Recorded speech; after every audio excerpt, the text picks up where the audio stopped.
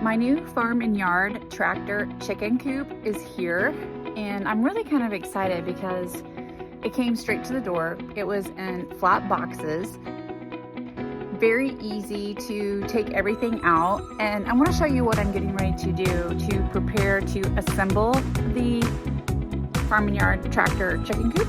And what I've done is lay everything out so that I know all the pieces are here. And it's so cute because it even came with gloves, which is awesome because I never have gloves because I get them too dirty and I throw them away.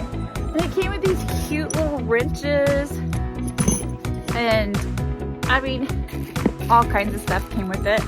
So let me show you what I've done. I reused one of the top of the boxes to make my workstation, and I laid out all my small parts right here on this area just so that I would know quickly where everything's at while I'm assembling it. And then I took all the parts, because mine is the 3-panel, and I laid them all out so that I can see which part I need to use according to the directions. And I also have my recyclable chicken nesting boxes right here, and I'll show you guys how those easily fold up later. But right now I'm getting ready to start building it, and let's see how it works. It also came with this nice little instruction manual, even has the parts list and very detailed assembly. So this thing should be pretty easy to put together. So this is one of the color bond wall panels, and you want to make sure when you're installing it that your 4 holes are on the top and that these brackets that are holding them in place are on the bottom. If you install it the wrong way, your wire mesh flooring for the inside of the coop will not slide down in here. So you have to make sure that you're installing it with these L brackets on the bottom and that your 4 holes are on the top for your roosting bars. Okay, so now I'm ready to install the mesh flooring for the inside of the coop, and you want to make sure your 2 holes that are on the side of your mesh flooring are going to line up with your holes on the lower panel bar here. And then also you're going to be using the larger mesh panel for the flooring.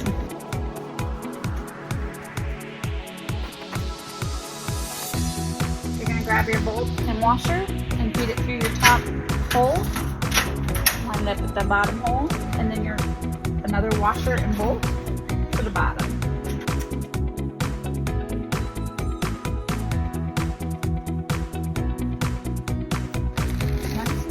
Started, and then I'm going to tighten them up once I have all the bolts started, because I'm going to flip it over on its back to get to the back side of the bolts.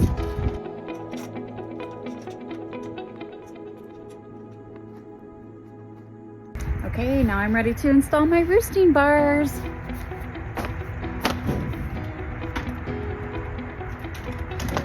This is going to be such a cute little tractor coop. Now I'm going to get all this started with the bolts and the washers, and then I'm going to tighten them down. Okay, I've completed step 1, and now I'm going to move to step 2, which is the wheel assembly. Let's see if I can figure this out. So it says to place your wheel on the bolt, place a washer and 1 large locking nut, and not to tighten down too tightly because it could prevent the wheel from moving.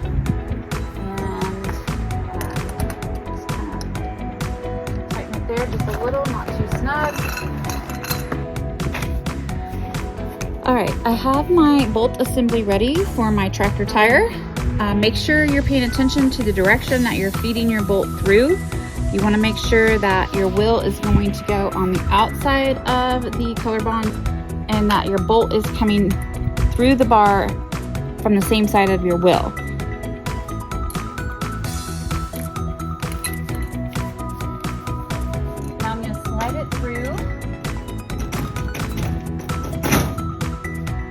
I'm going to add the next washer and grab my locking nut.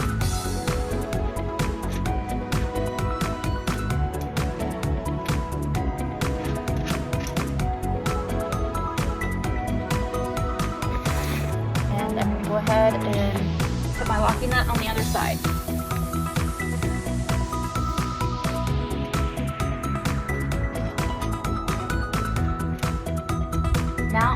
start tightening down. Okay, now we're ready for our mesh panels. I have chose to tilt mine back on its back because I'm working on unlevel ground and it makes it a little harder to feed your bolts through that way. So you want to, if you need to tilt it over on its back to add your first 2 panels, you can do that. And then I'm getting ready to add the support bar. But I want to point out that these wire mesh panels have 4 holes on one side and 2 on the other. And to connect them, you're going to use the 2 holes. The 4 holes are for your top roofing system.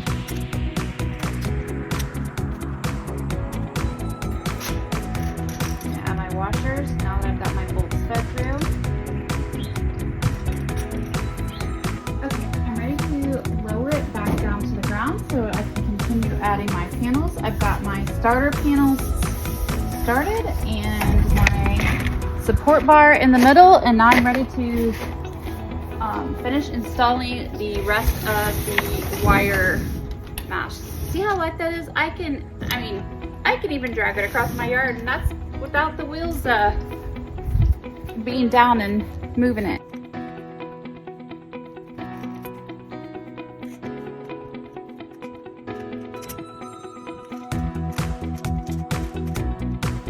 Okay, so I'm ready to install the second floor brace and bracket. It says to make sure you do not use washers on the heads of the bolts on this step.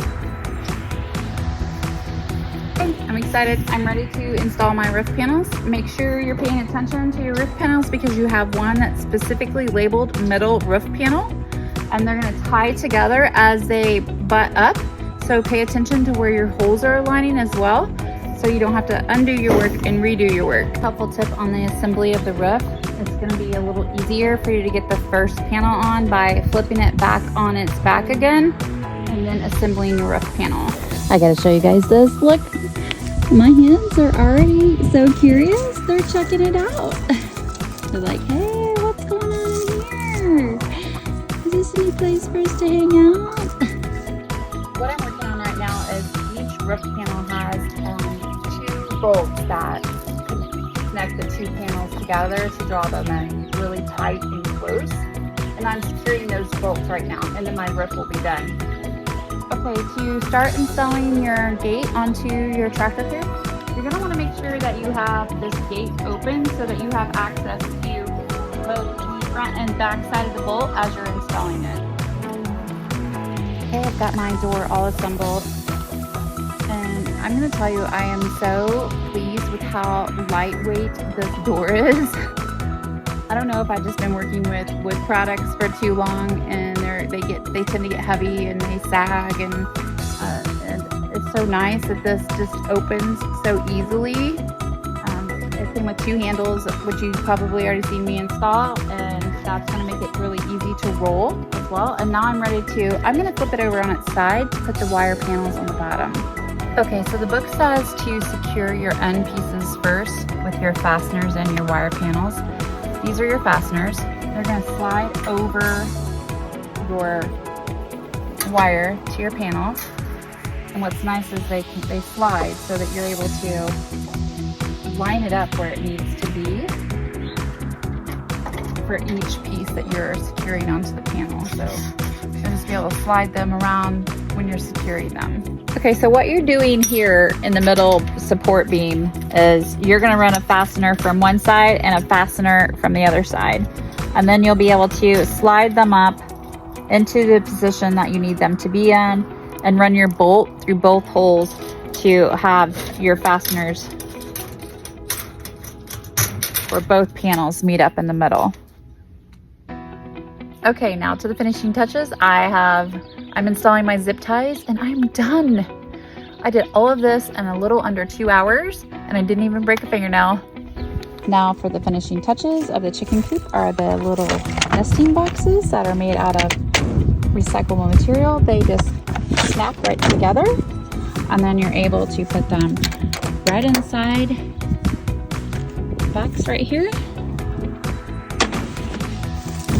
Show you how easy these tractor tires go up and down. It's just like so simple to put these tires stairs up and down. I think what I'm really excited about with this coop is I'm going to be able to move this thing around when my husband's not home and not have to wait for him to help.